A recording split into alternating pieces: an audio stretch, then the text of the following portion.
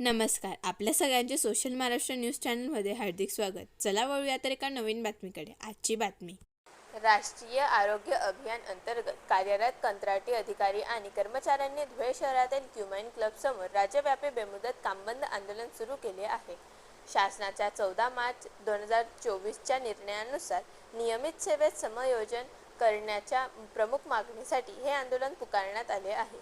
यापूर्वी 10 आणि 11 जुलै रोजी झालेल्या आंदोलनानंतर आरोग्यमंत्र्यांनी 15 जुलैची विविध विभागांच्या सचिवांसोबत बैठक घेऊन प्रश्न मार्गी लावण्याचे आश्वासन दिले होते.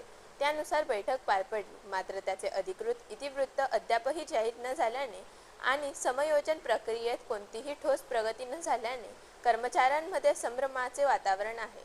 शासनाकडून केवळ आश्वासने मिळत असल्याचा आरोप करत राष्ट्रीय आरोग्य अभियान एकत्रीकरण समितीने हे आंदोलन सुरू केले आहे.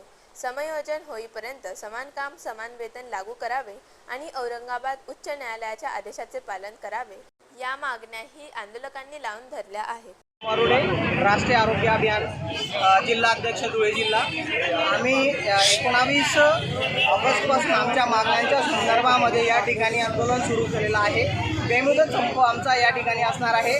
महाराष्ट्र शासनामार्फत 24 मार्च 2023 रोजी शासन निर्णय पारित झालेला आहे की राष्ट्रीय आरोग्य अभियानांतर्गत असलेले अधिकारी कर्मचारी वर्ग यांना समायोजन करण्यासंदर्भात शासन निर्णय निघालेला आहे. परंतु 1.5 वर्ष होऊन देखील अजूनही शासनाने अंमलबजावणी केलेली नाही आहे. त्यामुळे आम्ही बेमुदत संपाला या ठिकाणी उतरलेलो आहेत आणि आमचा संप बेमुदत जोपर्यंत आमच्या मागण्या पूर्ण होत नाही तोपर्यंत आम्ही बेमुदत आंदोलन सुरू ठेवणार आहोत. जय हिंद, जय भारत. बातमी आवडल्यास चॅनलला लाईक व सबस्क्राईब करा व दररोज अशा नवनवीन बातम्या पाहण्यासाठी चॅनलला फॉलो करा. धन्यवाद.